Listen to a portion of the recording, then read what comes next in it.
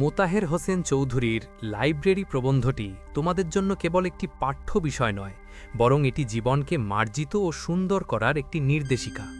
অষ্টম শ্রেণীর শিক্ষার্থীদের জন্য এই প্রবন্ধটি অত্যন্ত গুরুত্বপূর্ণ, কারণ এটি আমাদের প্রচলিত সংকীর্ণ চিন্তাভাবনা থেকে বেরিয়ে উদার হতে শেখায়।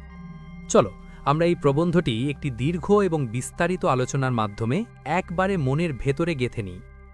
মোতাহের হোসেন চৌধুরী ছিলেন বুদ্ধির মুক্তি আন্দোলনের একজন পুরোধা ব্যক্তিত্ব।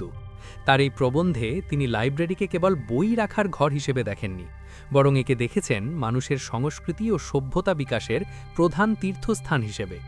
তিনি শুরুতেই একটি খুব গভীর কথা বলেছেন: বই পড়ার মাধ্যমেই মানুষের প্রকৃত সংস্কৃতি বা কালচার গড়ে ওঠে। কিন্তু কেন তিনি লাইব্রেরিকে এতটা গুরুত্ব দিয়েছেন জানো? কারণ তিনি লাইব্রেরিকে তুলনা করেছেন একটি মনের হাসপাতালের সাথে। মানুষের শরীর অসুস্থ হলে যেমন সে চিকিৎসার জন্য হাসপাতালে যায়, তেমনি মানুষের মন যখন কুসংস্কার, হীনমন্যতা আর অজ্ঞতায় অসুস্থ হয়ে পড়ে, তখন সেই মনকে সুস্থ ও সজীব করার একমাত্র জায়গা হলো লাইব্রেরি। লেখক এখানে শিক্ষার প্রকৃত উদ্দেশ্য নিয়ে কথা বলেছেন। আমরা স্কুল কলেজে পড়ি সাধারণত পাশের জন্য বা ডিগ্রির জন্য, যাকে লেখক বলেছেন বাধ্যতামূলক শিক্ষা।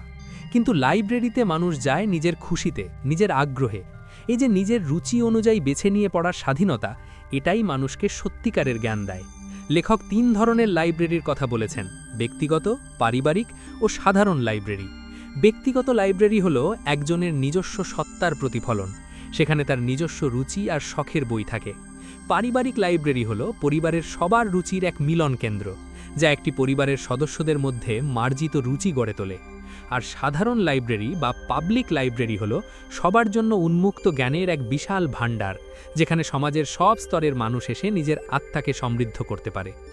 মোতাহের হোসেন চৌধুরী একটি চমৎকার বিষয় লক্ষ্য করেছেন, যা তোমাদের পরীক্ষার জন্য খুব গুরুত্বপূর্ণ। তিনি বলেছেন, লাইব্রেরি মানুষের জীবনে শ্রী বা সৌন্দর্য বয়ে আনে। অনেক সময় ধনী ব্যক্তিরা শখের বশে অনেক বই কেনেন এবং লাইব্রেরি গড়ে তোলেন। লেখক বলছেন, এতে দোষের কিছু নেই, বরং অনবরত বইগুলো নাড়াচাড়া করতে করতে এবং ওগুলো সান্নিধ্যে থাকতে থাকতে তাদের চামড়ার তলে যে একটি সুপ্ত মন আছে, সে সম্পর্কে তারা সচেতন হয়ে ওঠেন। আর তাদের সন্তানরা যদি ছোটবেলা থেকেই বাড়িতে একটি লাইব্রেরি দেখে বড় হয়, তবে তারা সুসাহিত্যিক বা সমজদার হওয়ার প্রেরণা পাবে। বড় বড় কবি সাহিত্যিকদের জীবনী পড়লে দেখা যায়, তারাও ছোটবেলায় পারিবারিক লাইব্রেরি থেকেই তাদের সাহিত্য সাধনার প্রথম পাঠ পেয়েছিলেন। এরপর লেখক লাইব্রেরিকে একটি জাতির সভ্যতার মানদণ্ড হিসেবে অভিহিত করেছেন। একটি জাতি কতটা উন্নত তা তাদের দালান কোঠা দেখে বোঝা যায় না, বরং তাদের লাইব্রেরি দেখে বোঝা যায়। লাইব্রেরি হলো একটি জাতির স্মৃতিশালা, এখানে অতীতের মহৎ সব চিন্তা আর অভিজ্ঞতা সঞ্চিত থাকে। লেখক সাবধান করে দিয়েছেন যে বুদ্ধির জাগরণ ছাড়া কোনো জাতীয় আন্দোলনই স্থায়ী হয় না। আমরা অনেক সময় হুজুগে মাতি, মিছিলে যাই, কিন্তু যদি আমাদের জ্ঞান না থাকে, তবে সেই উদ্দীপনা সাময়িক উত্তেজনায় পরিণত হয়ে একসময় থেমে যায়।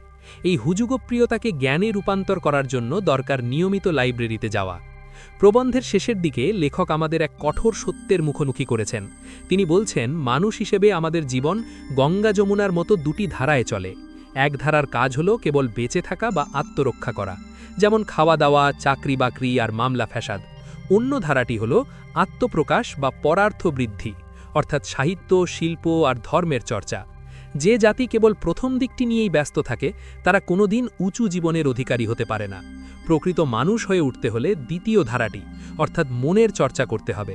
আর সেজন্য লাইব্রেরি হলো এক অমূল্য অবদান। এটি আমাদের শেখায় কিভাবে সংকীর্ণতা ভুলে উদার হতে হয়, কিভাবে বিশ্বমানবের চিন্তার সাথে নিজের চিন্তাকে যুক্ত করতে হয়। সার কথা হলো, মোতাহের হোসেন চৌধুরী আমাদের এই বার্তা দিয়েছেন যে সার্টিফিকেট সর্বস্ব শিক্ষা কোনোদিন মানুষকে প্রকৃত মুক্তি দিতে পারে না।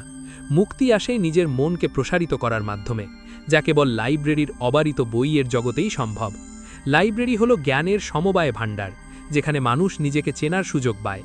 তাই নিজেকে সুসংস্কৃত করতে এবং জাতিকে উন্নত করতে হলে বইয়ের সাথে বন্ধুত্ব করা এবং প্রতিটি এলাকায় লাইব্রেরি গড়ে তোলা আমাদের জাতীয় দায়িত্ব।